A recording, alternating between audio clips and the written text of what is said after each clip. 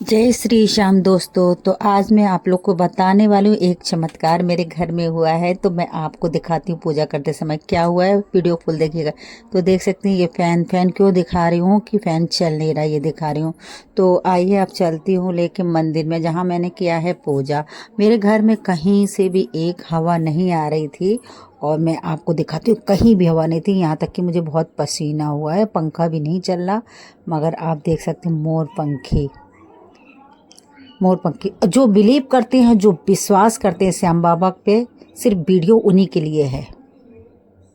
और वीडियो को छोड़ के मत जाइएगा। मेरा दिखाने का मकसद यही है कि आप बाबा का चमत्कार देख सकते हैं। मेरे रोए खड़े हो रहे हैं, देख सकते हैं इसमें पत्तियां कैसे हिल रही हैं, पंखी कैसे हिल रही है। आप देखिए बिना हवा के, घर में कहीं से भी हवा नहीं है, चारों तरफ से मेरा रूम बंद है और ऊपर का फैन भी नहीं चल रहा। मैं बार बार आप लोग को यही दिखाने की कोशिश कर रही हूँ कि देखिए। और मेरे हाथ पैर के रोए एकदम खड़े हो गए हैं, समझ लीजिए।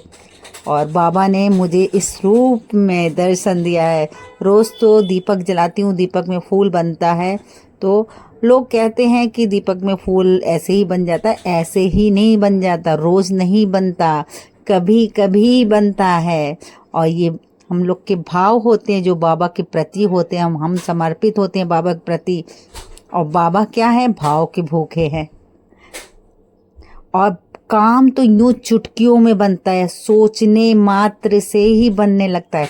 छोटे मोटे आपके जो काम है ना, और बाबा को बहुत सच्चे मन से याद करिए, उनका नाम लीजिए, ओम श्री श्याम देवाय नमः का जाप कीजिए, रोज घी का दीपक जलाइए और बस कुछ भी मांगते रहिए।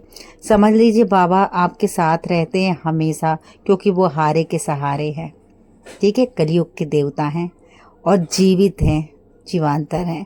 यानी कुछ भी मांगेंगे आपको मिलेगा।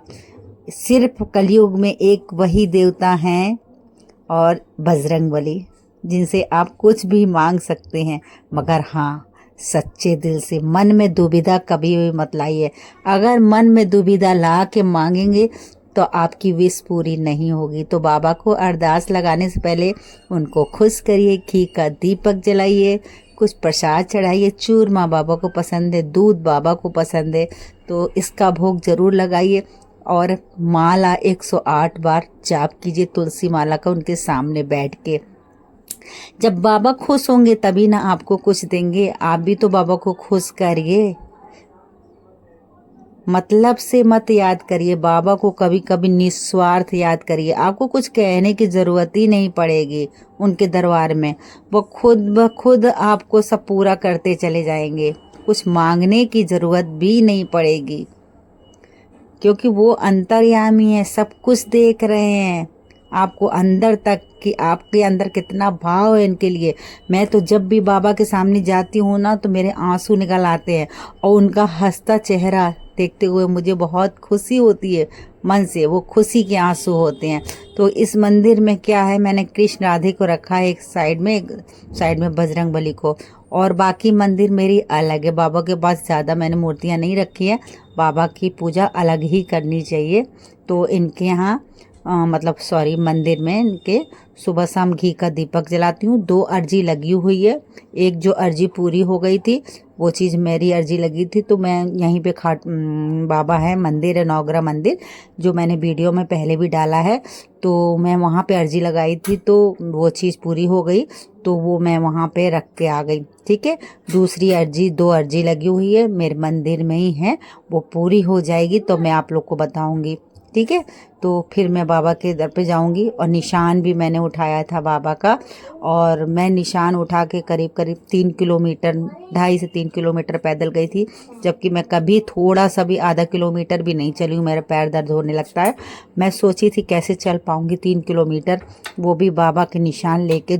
भरी दोपहर में 12 बजे करीब में निशान उठाया था, और मैं यहाँ से लेके गई थी प्रयागराज में, हिम्मतगंज से नवग्रह मंदिर तक पैदल गई थी। मुझे 1% तकलीफ नहीं हुई, ना मेरे पैर में दर्द हुआ, ना कोई मुझे तकलीफ हुई, कुछ भी नहीं हुई। बस लग रहा था कुछ हुआ ही नहीं, चले ही नहीं है वैसे भी। और मैं चाहती तो और भी चल ली। एकादशी के दिन की बात है। हर एकादश को मैं जाती हूँ बाबा के मंदिर, और मेरा तो आदत हो गया है, अगर मेरे को याद भी नहीं रहता तो बाबा याद दिला देते हैं मुझे कि आज एकादश है। तो मैं जैसे सुबह उठती हूँ तो सबसे पहले साफ़ सुथरा नहा धो के घर में पूजा करती हूँ, हवन करती हूँ। उसके बाद से मैं शाम को, मेरा प्लान रहता है आराम से, जिस शाम को जाती हूँ क्योंकि आराम से बाबा के मंदिर में 1-1.5 घंटे का टाइम, 2 घंटे का टाइम दे सकूँ, इसलिए सुबह के टाइम नहीं जाती हूँ, शाम के टाइम जाती हूँ, मगर जाती ज़रूर हूँ हाज़िरी देने के लिए, क्योंकि हाज़िरी देना भी बहुत ज़रूरी है।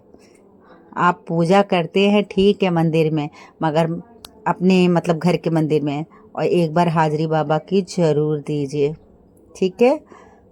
चमत्कार छोटा छोटा हमारे घर में हुआ है। मैं तो कुछ सोचती हूँ बाबा से, हाथ में पैसे नहीं रहते और कुछ काम फंस जाता है, बस उनका नाम लेती हूँ तो कहीं ना कहीं से इंतज़ाम हो ही जाता है, बाबा कर ही देते हैं।